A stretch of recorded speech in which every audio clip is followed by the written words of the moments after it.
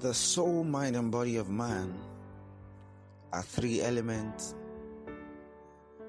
that guarantees the emotional fitness of every man. And when these three elements intersect, to face a single direction, that is when you can say a man as truly has his mental health intact. Ladies and gentlemen, boys and girls, Africans and non-Africans, welcome to today's edition of our podcast. And the topic we have for you in discussion is, does money prevent depression? Does money prevent depression? It's a very, very serious topic that has been on the table of health doctors, on a societal, analysts, on socio-political and even radical analysts, because it has been an issue that has really been talked about. So we feel on this show that it's necessary that we also give it a fair share of our discussion on our podcast table. So speaking of which, does money prevent depression?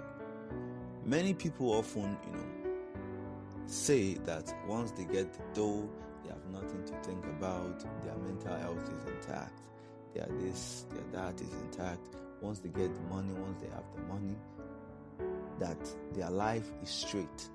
But celebrities and various people's lifestyle have tell a different narrative concerning these issues, because we have a whole lot of celebrities who are doing great things in the field of their celebrity life, but the fact remains that one way or the other they come on social media complaining here and there that they're going through a lot despite having the money in their account. So that brings me to the topic again, that does money actually prevent depression? Does it even stand a chance to prevent depression? Does that mean that even if you have the entire money in the world, you're as rich as Elon Musk, you're rich as Jeff Bezos, you're rich as Dangote, you can still fall down to your knees for depression? So let me just take you back on a brief story that one of my friends told me. He said when he was in school, he had a girl that he loved so much, he wanted to actually push the relationship to the extent that they would get married. This guy we're talking about is the kind of person that is blessed. When I mean somebody is blessed, my definition of blessed in his to fit his description is a person in which once he steps into a place, people one way or the other will always once they come in contact with him, they have no choice but to like him. And my friend also used to say that your network is your net worth. So he's a kind of person that once he gets to a place, he tries to build relationship with people, get to know them. Like this guy where we did talk, he dey yarn with people where he brings himself so down that people get to look at his humility and see it as a value in him.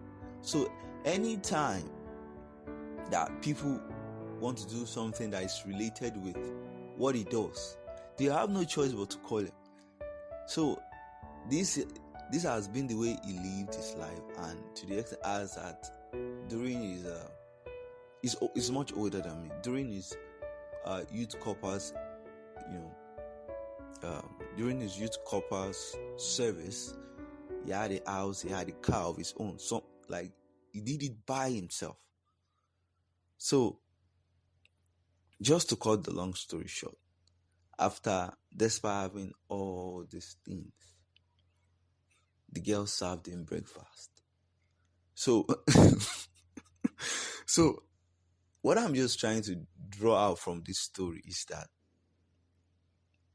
our emotions are not necessarily connected to the large amount of money we have in our bank account. Sometimes our emotions are connected with somebody we love. Sometimes our emotions are connected with something we cherish. Have you ever been in a situation where you have everything you have in the world and yet you still feel empty? So, some people are driven by the love of God. That's why philosophy is very important. You can't take it away from life. Like, philosophy itself is life, because people philosophize towards the angle of love. That's why their mind is glued on love.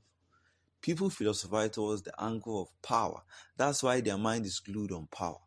That is, you might have all the power in the world that you want, but at the end of the day, you feel empty, because the more you have the power, the more you want it. So is love. The more you see love, the more you want it. That's why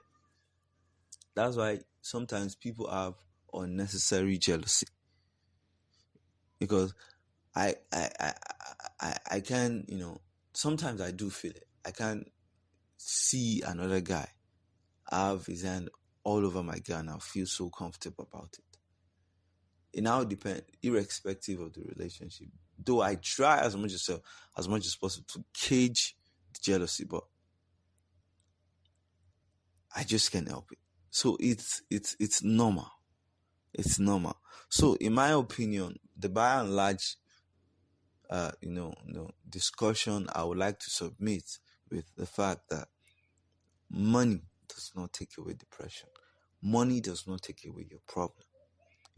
The main thing is being able to create the balance.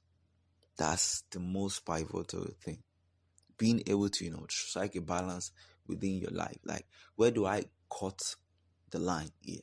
Is it, when do I get so soaked inside the power and the wealth to the extent that I'm not able to go back? That anytime I experience this, something in my life, try to use money to cover it, and it may not work out. So the cardinal thing is, being able to, know where your life lies. Money, I tell you, money does not take away depression. So, ladies and gentlemen, boys and girls, thank you for rocking with us on this episode of today. And feel free, to drop your comments on our various social media platform, and even you can leave a comment on our various listening platforms as well. Thank you for showing love. God bless you. Take care. Peace out.